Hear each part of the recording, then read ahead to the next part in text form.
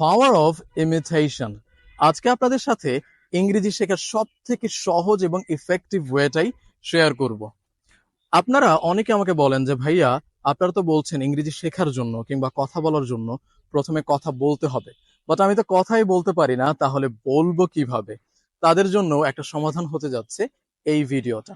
আচ্ছা, একটা new born baby কিভাবে কথা শেখে? তার মা তাকে বলতে থাকে মা মা, বাবা বাবা, কিংবা বাবা বলতে থাকে বাবা, এইটা সেইটা। সেটা দেখে দেখে সেই বাচ্চাটা ইমিটেট করার চেষ্টা করে, মানে নকল করার চেষ্টা করে, সেই কথাগুলোকে রিপিট করার চেষ্টা করে। আমাদেরকেও সেম সেটাই করতে হবে, আমাদেরকে নকল করতে হবে। আমাদের প্রিয় বক্তা যার কথা আমাদের ভালো লাগে, কিংবা ইউটিউবের প্রিয় ভিডিও, যে ভিডিওটা আমার ভালো লাগে, কিংবা কোনো ড্রামা কিংবা মুভি যেটাই আমার ভালো লাগছে, সেটা দেখে আমাদেরকে নকল করতে হবে। কিভাবে? বলে দিচ্ছি। আপনি কোনো একটা ভিডিও ওপেন করলেন, সেটা হতে পারে 5 মিনিটের একটা ভিডিও।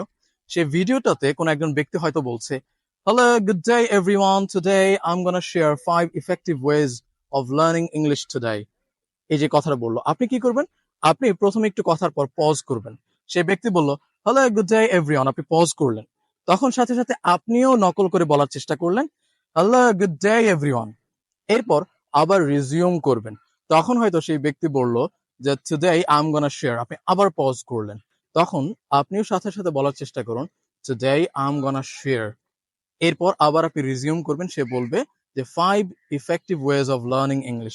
তখন আপনিও বলার চেষ্টা করলেন 5 effective ways of learning English. এইভাবে সে যা বলছে আপনি পজ করবেন, আপনি নিজে বলবেন, আবার রিজিউম করবেন, সে বলবে, আপনি আবার নিজে নিজে বলবেন পজ করে। সে একবার পজ করবেন, রিজিউম করবেন, পজ করবেন, রিজিউম করবেন, মাঝখানে সে বলবে, আপনি বলবে। এইভাবে আপনি নকল করে করে বলার চেষ্টা করবেন। এটাকে আসলে আমি নকল বলছি কারণ আপনি যেহেতু তাকে দেখে রিপিট করছেন, বাট শেখার কাজটা কিন্তু হচ্ছে আপনার। এখন আপনি বলবেন, ভাইয়া এই একটা প্র্যাকটিসের মাধ্যমে আমি কি এমন বেনিফিট পাবো? অনেক বেনিফিট পাবেন। যেমন, প্রথম কথা, আপনি যে বলতেন যে ভাই আমি তো বলতেই পারছি না, আপনার বলাটা তো শুরু হলো। আপনি নকল করে করে কিংবা ইমিটেট করে করে আপনার বলাটা কিন্তু শুরু হচ্ছে, তাই না? আপনি বলতে পারছেন। সেটা হলো প্রথম বেনিফিট। সেকেন্ড বেনিফিট হলো, সেই ভিডিওতে ওই ব্যক্তি যে ওয়ার্ড গুলো ইউজ করছে তার সবগুলো নিশ্চয়ই আপনি জানেন না। তো যেগুলো আপনার কাছে নতুন সেগুলো আপনার শেখা হয়ে গেল। আবার সে যেই সেন্টেন্স গুলোকে ব্যবহার করছে সেই সেন্টেন্স গুলো আপনার শেখা হয়ে গেল। থার্ড, যেটা সব থেকে বেশি ইফেক্টিভ আপনার এই প্র্যাকটিস মেটেরিয়ালস এর মধ্যে, সেটা হলো এরপরে আপনি যেটা কি করবেন, মানে ভিডিওটা শেষ হয়ে গেল, এরপর আপনি ভিডিওটা নিজের মতো করে বলার চেষ্টা করবেন। 5 মিনিটে ওই ব্যক্তি যা বলে গেল, এবার আপনি তা নিজের মতো করে বলবেন, সামারি করে বলবেন, কিংবা আপনি আপনার মতো এলাবোরেট করে বলবেন। আপনি নিজের মতো করে এবার বলার চেষ্টা করবেন যে hello, good morning everyone, today I will share 5 effective ways. আপনি আপনার মতো করে সেই ভিডিওর টপিকটা বলার চেষ্টা করবেন। তার মানে আপনার কথা বলাটাও শুরু হলো, আপনি শব্দ অথবা সেন্টেন্সও শিখে গেলেন, আবার এরপরে আপনার একটা স্পিকিং প্র্যাকটিসও হয়ে গেল সেই ভিডিও নিয়ে কথা বলতে গিয়ে।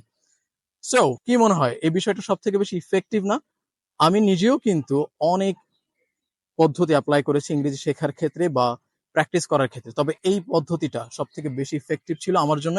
ইভেন আমি স্টুডেন্টদেরকেও বলি এইভাবে প্র্যাকটিস করতে, সব ক্ষেত্রে রেজাল্ট ছিল পজিটিভ। তার মানে আপনারাও যদি শুরু করেন বা আপনারাও যদি এভাবে প্র্যাকটিস করতে থাকেন, নিশ্চয়ই আপনারাও ভালো রেজাল্ট পাবেন। আজকের মতো বিদায় নিচ্ছি। আল্লাহ হাফেজ, আসসালামু আলাইকুম, see you in the next video.